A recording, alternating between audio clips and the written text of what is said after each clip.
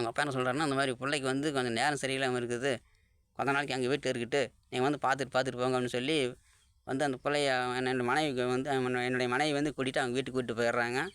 கிட்டத்தட்ட பார்த்தீங்கன்னா 1 மாதம் அங்கே தான் இருந்தாங்க. நான் அப்பப்போ போய் பார்த்துட்டு வருவேங்க அவங்க வீட்டில் போய். நாங்கள் போனால் எனக்கு வந்து சரியாக வந்து ஒரு மரியாதை தர மாட்டாங்க. தட்டில் சோத்த போட்டு தூக்கி அப்படி வீசுவாங்க. தண்ணி சோம்பு கொண்டாந்து அப்படி வீசி எறிவாங்க. கண்டபடி என்னை வார்த்தை பேசுவாங்க. எனக்கு ரொம்ப மனசு சங்கடமாக இருக்கும். ஆனால் நான் சரியாக அங்கே வந்து போயிட்டு பார்த்துட்டு இருக்க மாட்டேன். போனோன்னே அப்போயே வந்துடுவேங்க. இந்த மாதிரி தான் போயிட்டு இருந்துச்சு. அதுக்கப்புறம் பார்த்தீங்கன்னா திடீர்னு ஒரு நாள் நான் பார்த்துட்டு வந்துட்டேன். ரொம்ப மனசு வந்து இனிமேல் இந்த இதே வேண்டாடான்னு சொல்லிட்டு வந்துட்டு இருக்கும்போது தான் அவங்களா ஃபோன் பண்ணி சொன்னாங்க.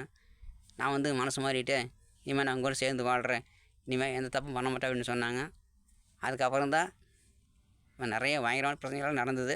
அது என்னங்கிறத நான் சொல்கிறேன். போக போக எல்லா கதையும் சொல்கிறேன். கேட்டு எனக்கு ஆதரவு கொடுங்க. நன்றி.